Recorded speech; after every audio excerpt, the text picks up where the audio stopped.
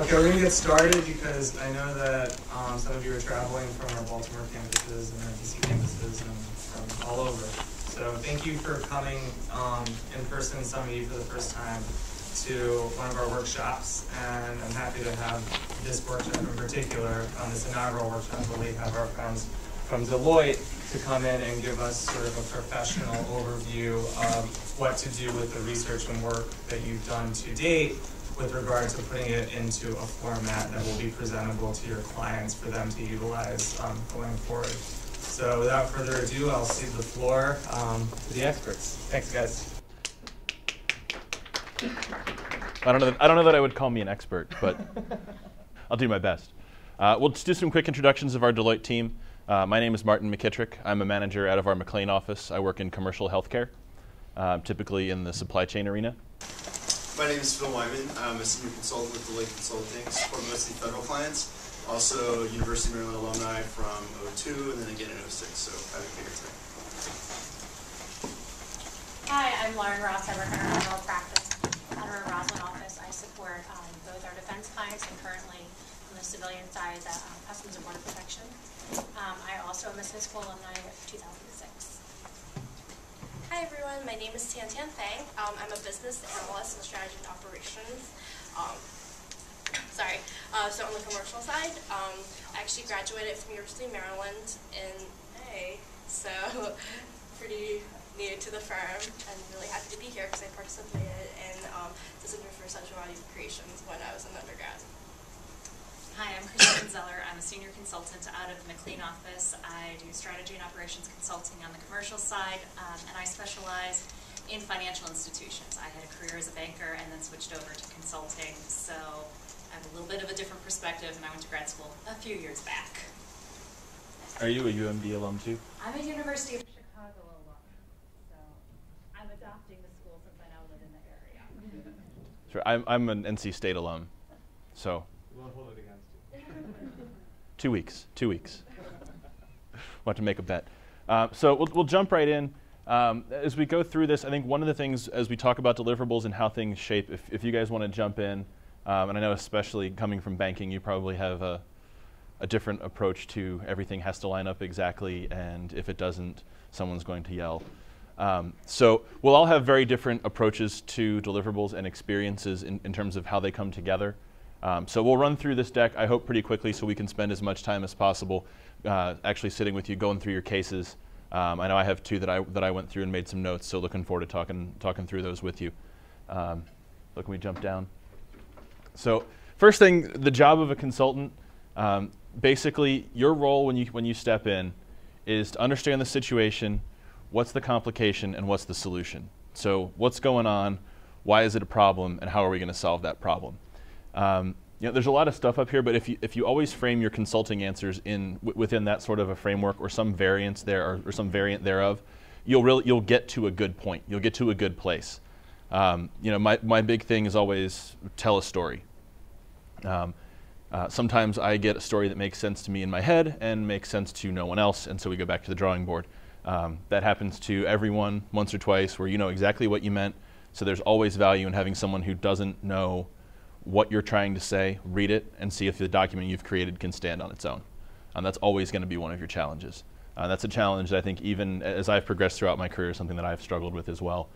There's a lot of times where it's something, especially if it's esoteric or very subject matter specific, that maybe you've gotten so deep in the research that you know that someone stepping in might not. So we'll look for that as well when we go through some of the documents.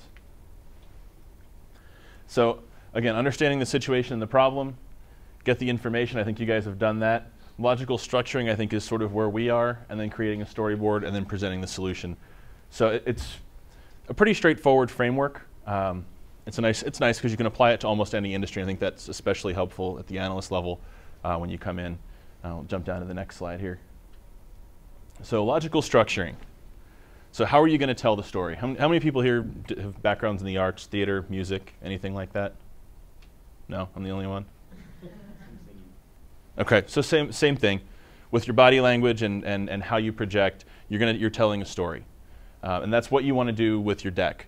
You don't have the luxury of sound or motion to present a point, so you have graphics and text. but you want to tell the story. You want to weave a tale so someone follows it through for here's what I did, here's why I'm thinking it, here's my solution, here's how I've divided my solution. What that's going to do is it's going to make your message precise. It's going to reveal the gaps in your thinking. The gaps in your thinking are a big thing. And that's in the cases that I looked at, there were some things where there was the same thing stated several different ways. And there were a couple of questions that I would have asked that maybe weren't addressed. And as you lay this out in a storyboard, what you'll see is here's the story I want to tell. So if I want to tell someone this is how they can operate better, save money, expand, you'll see within that different steps, and each of those steps will have specific content.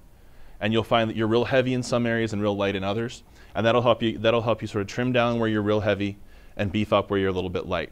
So you wind up with a very well-rounded deliverable.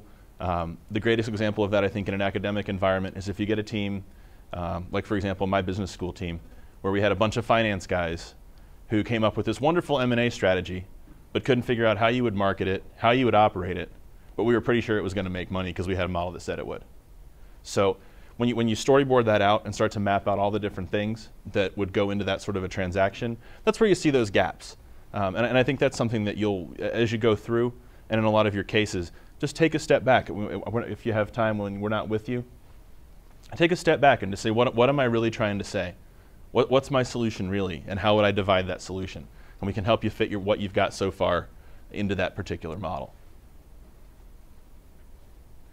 So logical structure, I mean, this is pretty straightforward. You have an answer, key lines, supporting facts. And the draft deliverables and the research that I looked at so far, you guys have a lot of supporting facts. You have a lot of data and a lot of ideas. There's a few key points, but then as I look through them, the answer's right there, but you've got to figure out how do you get all these things and come out and make that answer pop. Making that answer pop so someone says, aha, or as some of the partners I work with like to say, so what? So you have all this great stuff, you have all these facts, but so what? It's really great that companies in industry A do these three things, and this company doesn't do any of them, but so what? What does that mean? How do they get there? You can give them the building blocks, but if they could assemble them by themselves, why would they need you as a consultant? That's what your job is to help them assemble these to get to that pop, the aha moment. So the pyramid, it goes beyond. There's the vertical logic, the horizontal logic. I mean, this is a framework that we use, but I think a lot of times as you get into this, it really comes into having a storyboard. So as we present this, I would almost present it in a little bit of different order, but you know, we could, I don't want to read this to you, but we can. Does anybody have any questions about this, or should we can just skip it? In terms of what horizontal and vertical logic is, one of my big things is we can assign fancy terms to things, but it's really it's taking the action is where you're going to get your value. So the pyramid of ideas, once you have them grouped. So again, your governing thought. The major causes of this is why? What are your key things, and then how do you do it? So for example, I need to increase my profit. My profit margin is declining. Why? Well, I have declining revenue. I have escalating costs, right? So you got two sub-ideas. When you look here, then you support that. So why is my revenue declining? Am I closing stores? Am I losing market share? Am I cutting price to maintain share? Just as some examples. So again, you drill down based on what you know. And if there's areas where you wonder but you don't know, throw them under here, because that's an area you're going to want to research. It's probably an area that there's data out there for. There's very little out there today that you can't find data on. So when you ask the question why, or you look for some support, you're like, I think maybe this is an area I want to look at, but I'm not really sure. Throw it up there. Worst case, you take a big red pen at the end of it and you exit out because it didn't matter, you didn't like what you found, it didn't support a conclusion, whatever it is that you want to do. But put it up there. The worst question you can possibly have is the one you don't ask as you're structuring these deliverables. So aggregating all these results, you have ineffective and effective. So if you look up here, you should do this. You have opportunities, threats, benefits, etc. Okay, that's great. What, is this actionable on the top? If I handed you a structure like this on the top, could you take action? Could you take action? Could you get online? And could you build your market share? Is there any measurable goal? Are there any tasks you could take? Now, when you jump down here to effective logical structuring, you can reduce your costs by $10 million. You got benefit. Over 2 years, you have a time horizon. And you're going to improve your operations. So what you're going to do, how long it's going to take, what's the benefit going to be? So when you look at that, it's don't tell me to do something. Anyone can go on the internet and read a business magazine and say, hey, we should do that. That's the easy part. Nobody hires consultants to tell them things they can read in Business Week. You can get that for what is it, $4.95 these days? $4.95 a week? But what they do pay you for is they pay you to give them quantified ideas and tell them how to get there. You may not always tell them something they don't know. You may not always tell them something that they haven't read in a magazine. But what you can tell them that they probably don't know is how to get there. That's the benefit of having a consultant in the house. You have someone who's probably seen it before, maybe not in your company, but in someone else's company or in a similar industry, and they can tell you how to get from A to B. So the next level of this, if you take the $10 million, and you know you're going to do it through operational improvements over 2 years, how does that $10 million break out? So I've got a big $10 million bogey up here, but I've got to break that out into operational pieces. There's no $10 million magic bullet. If there was, everybody would do it. So here we've broken it out. Core functions for 5, non-core functions for 3. Differentiate service levels to save $2 million. So it tells you what that is, and then down here you have specific actions you can do to achieve that particular outcome. Now in something like this, we've laid this out so that it's very pretty and symmetrical, because that's sometimes what we do with these example presentations. But what you'd probably have is a lot more under core functions. That's going to be that's half of your opportunity right there. I would anticipate that's probably half of your activities. Down here under differentiating service levels, you may not have as many. That's not going to be your priority. So when you lay these out, you're prioritizing them based on, I'm going to get $10 million. Here's where I'm going to get it, right? And then here's where they come from, so you can prioritize. I'm going to go after that $5 million first. It's core functions. It's my core business. It's the biggest chunk of that $10 million. So that's what you want to tell them. You can give them a portfolio of opportunities, but what you want to do is structure it so that what you're telling them to do, you're leading them down the path that's going to give them the fastest return. You know, at the end of an engagement, you might go chasing that last 100,000 or help them ramp up a new process to sustain what you've done. That might save them, I don't know, in this case, maybe $500,000. But if you've already got 10, or you need to get 10, you got to go after the 5 first. Don't spend your time chasing 2, because 6 months later, somebody's going to ask you, where the heck is the other 8? So storyboarding, and Phil, if you want to jump in and take storyboarding, we can swap off. Because it goes back to the pyramid, and then I'll hop in for the. Oh man, the pyramid. I don't like the pyramid. That's your bread and butter. So storyboarding, this is what we talked a little bit about before, telling a story. So tell me a story. I have a problem, I have a company, I need to fix it. Tell me a story. What's the story? How am I going to fix it? Am I going to do it through growing my revenue? Am I going to do it through expenses? Am I just going to figure out how to do what I do better? Tell me the story of where is my issue, what's the complication, what's the solution? And lay it out so that as you walk someone through their business process, it's in a format and order that's going to be meaningful to them. So for example, when I work in the supply chain arena, we might talk about you have opportunities here in ordering, and this is what you can get.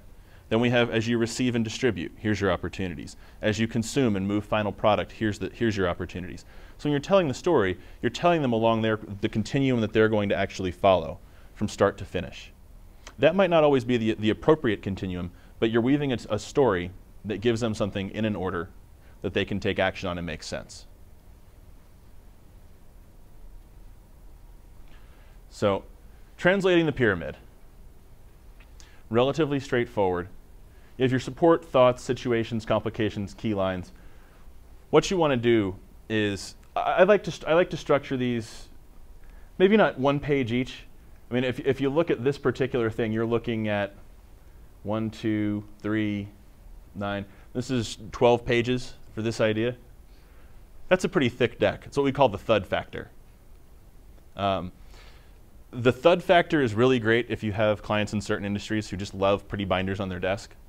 Most clients will look at it, see a 200-page report, read 4 or 5 pages, and then anybody want to, what happens to the rest of it? Goes in the bookshelf. Exactly, exactly. So what I like to think that is, as you structure an opportunity, and one of the cases that I looked at had a lot of issues and recommendations, but they didn't actually tell me what it was going to do.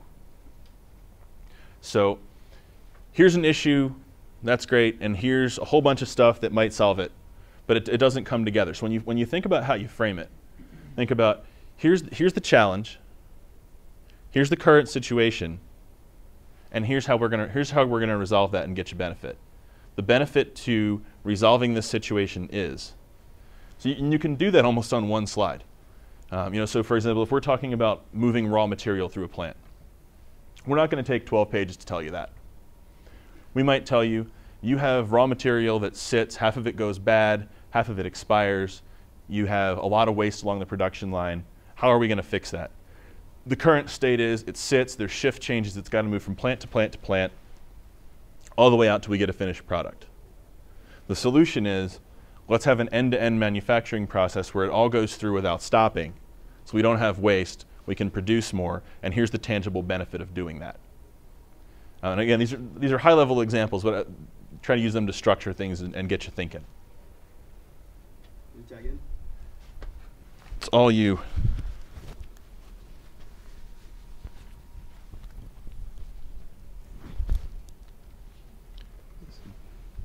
Yikes. All right. Okay, so you've done all your hard work at this point, or at least that's what you think. You've got your data, you've got your analysis. Now we need to present it into something pretty that the client can look at and say, okay, I understand what you're getting at here. A lot of people think that creating the deck is just kind of the last piece. That's going to be something really easy. We just throw into a slide, throw up some graphics, we're done. No, that's probably one of the more difficult parts of your actual project. So this just gives kind of a quick overview of how that deck would look translated from the pyramid, but we're going to talk a little bit more about the finer details of it as we keep going. So we go to the next one. And all this stuff we're going to cover in the next section, effective communication, but this is just kind of a couple of quick do's and don'ts. Keep your message clear, make your slides simple, make sure that there's a takeaway for every slide, make sure that the slide can stand on its own, all things that we'll talk about a little bit more later. Again, don't throw everything into one page, don't clutter it up. Let's just keep moving into effective communication. So, best practices for presenting information via PowerPoint. When you take a deck to a client, no matter how big or small that deck is, the client should be able to take that deck, throw it out in the hall, go outside, pick up one slide, read it, and have that slide stand on its own. Let's use this slide as an example. If you guys did not have any idea what the rest of this deck was about, you could pick it up and you could look at the headline and it says, best practices for presenting information via PowerPoint. Okay, I know what I'm talking about here. I know what this slide's going to tell me. Let's look at the 6 or 7 items that are best practices and let me see how I can learn from that, and that's my takeaway. In this case, we have every slide should have a key takeaway. That's our first point. We talked about that. We want to make it logical. We want to tie together all of our thoughts so that this one slide will tie into the thoughts that we've already presented, and then we'll also lead into anything else that we put in subsequent slides, but still stands on its own. I know it sounds kind of confusing, but each slide has its own story, and each slide is a story, as a small story as a part of a larger story. And I know that sounds really confusing, and I didn't quite understand it for a while, but once you start to develop these decks, you'll realize that each slide is almost like a chapter, but that chapter can stand on its own. So then you want your data to drive the message. This is a lot like presenting a case or doing your math homework. When you're in a math class, you can't just write the answer to an equation down on a piece of paper and hand it in and get full credit. You're not just going to go to a client and say, okay, well, we can increase profitability by buying another factory or improving our supply management. What you have to do is you have to show why you got to that conclusion and how you got there. What data did you conduct? What relevant information was important to you finding this conclusion? And as it says on the slide, the most valuable thing that you have, most valuable weapon that you have when you go in to meet with a client is the data shows that. because they're not going to question that. If you go in and say, well, we think this, well, why? Where did this come from? What's your source? Keep your audience in mind. When you get out into the workforce, you're going to be dealing with folks from all different levels of the organization, from the CEO down to someone that might be an administrative person. You have to be ready to meet with that person, understand what their knowledge is of the company, understand what their knowledge is of the situation, understand their personality, understand what they like, what they don't like. Maybe they don't like decks, maybe they want a one slide, maybe they want pictures, who knows? But you have to do that preparation. You have to go in and know who you're meeting with.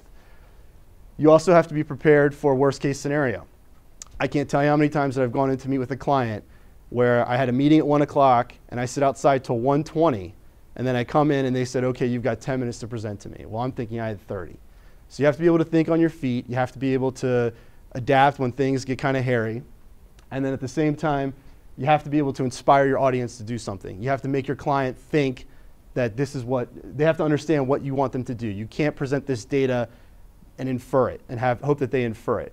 For us, it's easy to infer because we've been working with the data for hours and hours and hours. So when we go to present this deck, it seems obvious to us what we should do. But the client doesn't always know that. So we have to tell them. We have to give them something that inspires them to want to take our advice or to take our recommendation and move forward. And lastly, getting back to keeping your audience in mind, always provide an executive summary. It's one slide. It just hits on the key points. If you get that 5 minutes with a client who's walking to another meeting, you can at least hand them that, and they can look at that, and hopefully they'll get back to you. Let's go to the next one. So let's take a look at some good and bad slides, and these will hopefully be pretty clear to you which ones are good and which ones are bad. This one is a bad slide. Other than reading what's up there in the call-out box, can anyone give me an idea as to why this looks bad? Exactly. Wall of text. Too long, didn't read. Anyone else? Well, let's just go through a couple of them really quickly. Oh, can we go back up? So looking at the headline, how to grow. All right, it's a little vague, but you have a tagline at least. There are various things that a business analyst can do to develop his or her career. What does that tell me? Does it mean I have to dress nicely? I have to show up for work on time? I have to have a business degree? You got to be more specific. And on top of that, look at the various. Yeah, various things. That's really not going to get you anywhere. How to grow. The font is smaller and it's a different color. You've got this wall of text right here at the bottom. If I'm a client, I'm looking at that, I see BAC, I'm thinking blood alcohol content level. I'm not seeing anything else because that doesn't relate to me. And this is an interesting point too, and I'm going to hit on this a lot because I think it's really important to learn. Maximize your use of white space. There's a company out there now that uses white space better than anyone else, and they're doing pretty well, and that's Apple. This is not a good use of white space. Your fonts are different sizes, they're different colors, everything's jammed down at the bottom, you have all this space up at the top. Really try and make the most of your space, but at the same time, don't feel that you have to include 1,000 words worth of text in one slide. So let's take a look at a good version of this. Okay, so here we go. We've got developmental resources, a little weak on the headline, but again, we've got a good tagline. Business analysts and consultants should be proactive and use Deloitte resources. Okay, great, I know what I'm doing now. I'm talking about Deloitte resources. What are the resources? Very clearly, we have here in a table, counselor, project experience, office initiatives, learning. Okay, well, what does that resource offer me? Here are my opportunities. Here are my results. Very clear and to the point. Notice use of white space in the margins, in between the different areas of the table. This is inspiring me to do something. This is inspiring me to use Deloitte resources to improve my career. All right, let's take a look at another bad one. This one, I'm surprised they even put the Deloitte logo on this because this one's really bad. Look how everything's cluttered. There's no white space here. You've got a bunch of graphs that don't really have titles on them. The axes aren't labeled. Typically when you read something, you're going to read upper left to right, lower left to right. Here you're up, down, left, right. The graphs are jammed up. I can't read them. You're going to have clients that have poor eyesight and aren't going to want to try and figure this out. And you've got a bunch of bullets with a ton of words that aren't really telling you anything. And lastly, the most valuable thing that you have in a deck is what's called a kicker. And this down here is your kicker, which overlaps with your bullets, which points to something up here in the numbers that we don't even really know about, and it's 3 or 4 sentences long. That's supposed to be your main takeaway. That's supposed to be the most important part of your slide. And in fact, you would only use a kicker really once or twice per deck. And if this is your one shot at it, you missed. So let's look at a good version of this slide. So here, a little bit different. You've got a solid tagline that tells you Revenue per household variations are primarily driven by product penetration. Okay, so I know what I'm talking about. Start in the upper left. We've got a properly labeled graph. The axes are labeled. They tell me what I'm looking at. I read right. I've got key points. So this is telling me what to look at in this graph. It's not just for me to infer. Again, getting back to telling our client or telling our audience what we want them to see or what we want them to think, or at least to understand our line of thinking. Go down to bottom left. You've got revenue per month, and then you've got your other graph here. Very clear. Notice your use of white space on the margins in the middle. The text is the font size is the same. The colors are the same. This is a good looking slide. All right, we'll do one more. This one is not much better. So we've got up here in our headline, learning curve of analysts. Font size, different than everything else. Way too big. Right justified. BACs experience fluctuating confidence levels during their first 4 months with the firm. Okay, I'll let you get by on that one. But the font size is too small and it looks like it's tabbed over a space. Then you've got this graph where I guess this guy heard about the white space thing with Apple and got way too excited because he's got a graph with way too much white space. There's no title here. What am I looking at? You've got months down here. What does that mean to me? June to August, September, there's no linear. If there's supposed to be a reason why they skipped like that, I don't know. And then you've got nothing explaining to me what I'm looking at. So what's a BAC? What's an SC? For someone that's just picking up this chart that doesn't know or picking up this slide that doesn't know what the slide's about, they're going to have questions about your abbreviations. That's another thing. When you're working in consulting, and especially in the federal government, you can't assume that your audience always knows what the acronym is that you're going to use. So a good rule of thumb, always spell out acronyms at least the first time that you use it. So let's look at a good version of this slide. I want to add one thing on this slide, because this is one of my big pet peeves. This says year one. How many months do we show? There's a time mismatch. So if I go into a client with that talking about year one for analysts and I'm only showing 6 months, it's over.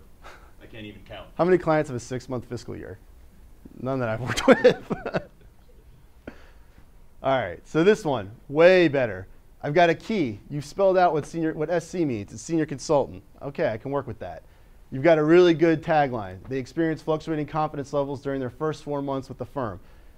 This is something I'm going to point out. The word firm, that's what we call an orphan. Kind of a crude term, but that word, if you can, you should always try to get that on one line.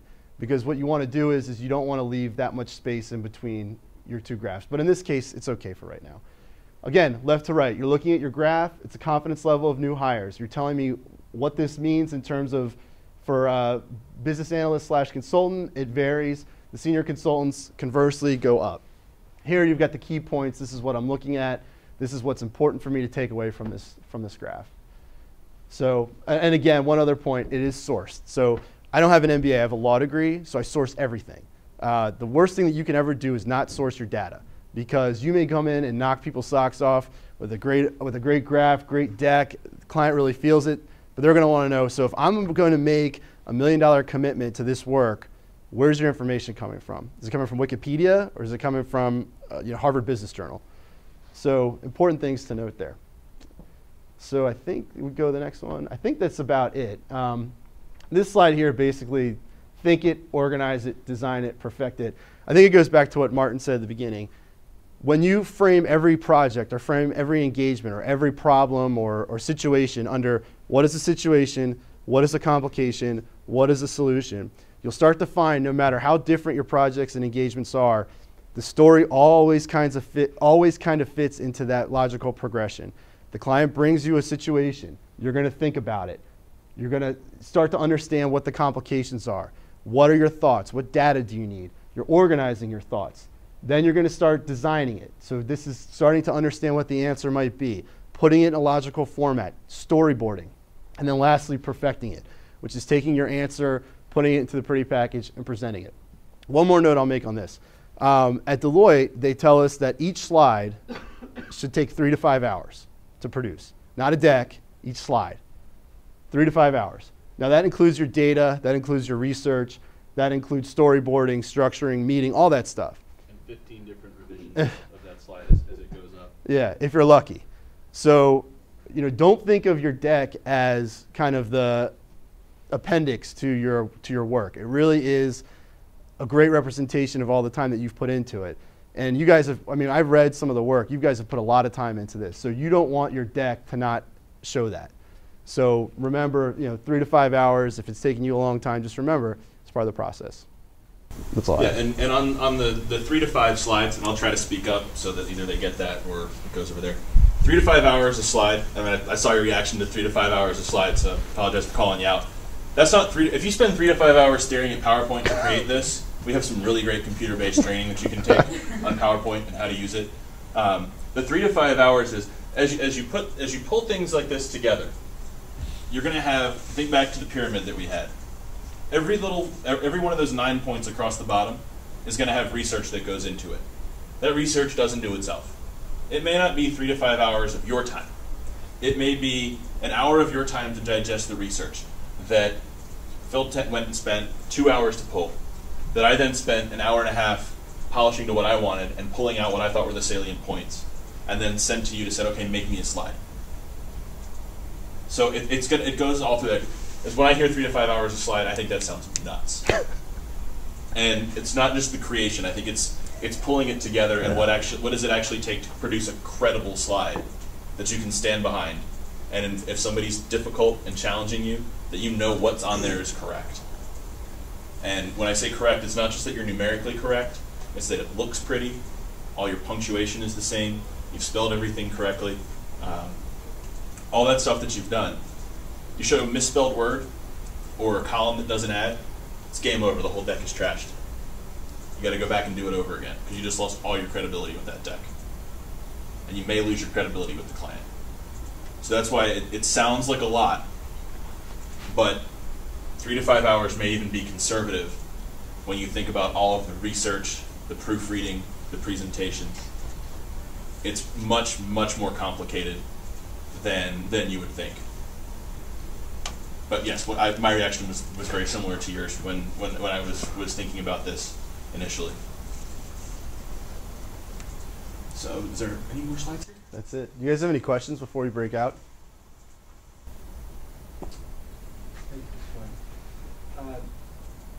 Some of the examples you were talking about in the data, the quantitative problem, quantitative solution, data-based. I know with our project, it's very much qualitative. Now with that, that is involved interviewing some experts and et cetera, How to handle that? Is there any different rules for that as far as sourcing or just presenting or?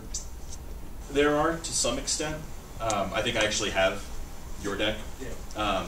But I think one of the challenges that I would put forth to you, if everything you have is qualitative, it's not authoritative. There's always something that you can put out there as a number. So for example, in your deck, you could talk about how you're raising money, and you could talk about, a typical organization would see its funding come from, say, 30% corporate donations, 50% individual donations, et cetera, recurring pledge drives, things like that. So you can look at quantitative things that roll up to a qualitative solution or to a qualitative problem. So when you get there, there's always numbers that you can do. Anyone can give an opinion. If all we ever dealt with was qualitative, we would have a whole heck of a lot of lawyers. You have too many now as it is. But what are your thoughts? No, I agree totally. I mean, especially, I currently support, I'm in strategy and operations, but I currently support a human capital project with an intel agency.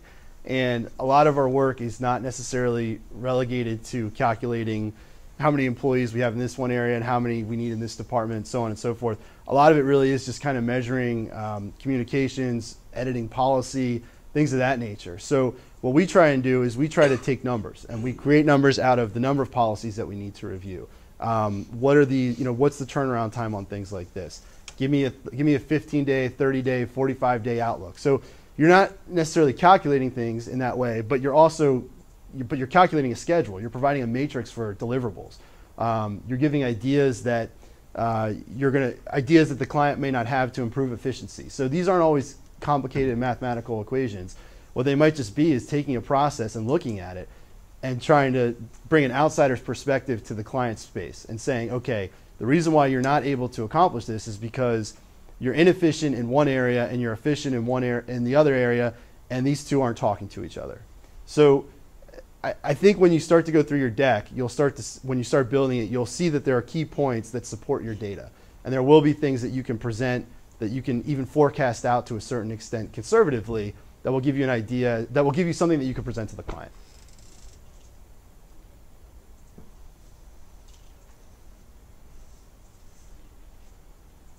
Anybody else?